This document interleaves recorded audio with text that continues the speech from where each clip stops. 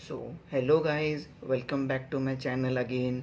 तो आज आए हैं हम लोग नया टॉपिक लेके, ग्रेविटेशन, जो कि 12th स्टैंडर्ड का है। सो चलिए शुरू करते हैं, देखते हैं ग्रेविटेशन क्या है।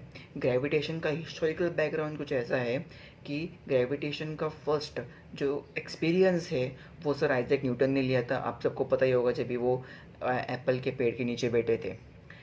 देन उन्होंने, बीइंग अ साइंटिस्ट, उन्होंने रिसर्च किया और फाइंड किया कि yes, this is because of the gravitational force.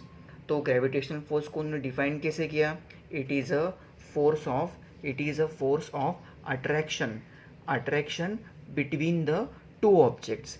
तो किसी भी यूनिवर्स में किसी भी दो ऑब्जेक्ट के बीच का जो फोर्स ऑफ अट्रैक्शन है उसको उन्होंने डिफाइन किया कि ग्रेविटेशनल फोर्स। जैसे मैंने बताया था कि एप्पल को अट्रैक्ट किया अर्थ ने।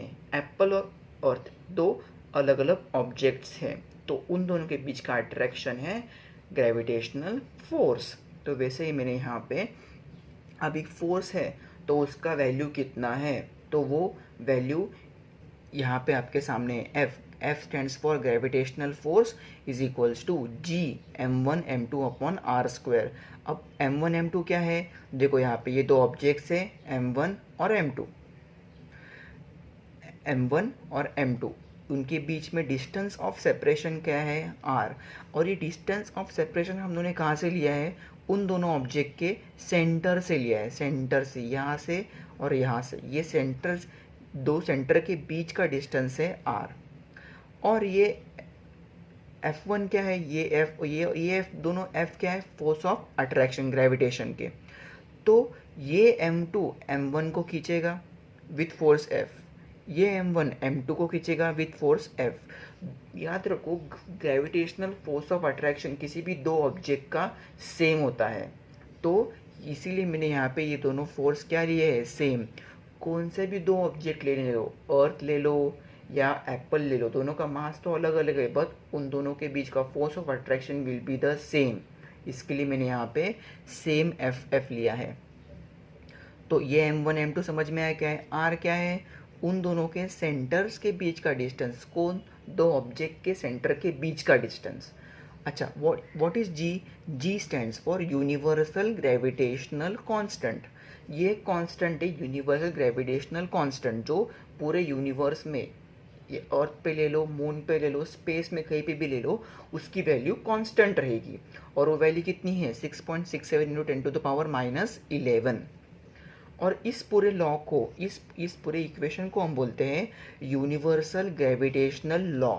यूनिवर्सल ग्रेविटेशनल लॉ, इस पूरे इक्वेशन को बोलते हैं। तो एग्जाम में अगर आया what is universal gravitational law, तो तुमको ये उसका इक्वेशन बताना है कि F is equal to G m1 m2 upon R square. इसके ऊपर न्यूमेरिकल्स भी पूछते हैं, वो हम लोग अगले लेक्चर में लेंगे। सो thanks for watching. Please like, share and subscribe to my channel, and please don't forget to press the bell icon for future notifications. Thank you.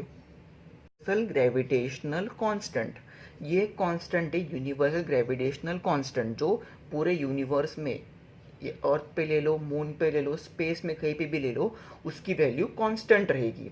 और वो वैल्यू कितनी है? 6.67 इंटू 10⁻11। और इस पूरे लॉ को, इस पूरे इक्वेशन को हम बोलते हैं universal gravitational law. Universal gravitational law, इस पूरे इक्वेशन को बोलते हैं। तो एग्जाम में अगर आया what is universal gravitational law, तो तुमको ये उसका इक्वेशन बताना है कि F is equal to G m1 m2 upon R square. इसके ऊपर न्यूमेरिकल्स भी पूछते हैं, वो हम लोग अगले लेक्चर में लेंगे। सो thanks for watching. Please like, share and subscribe to my channel, and please don't forget to press the bell icon for future notifications. Thank you.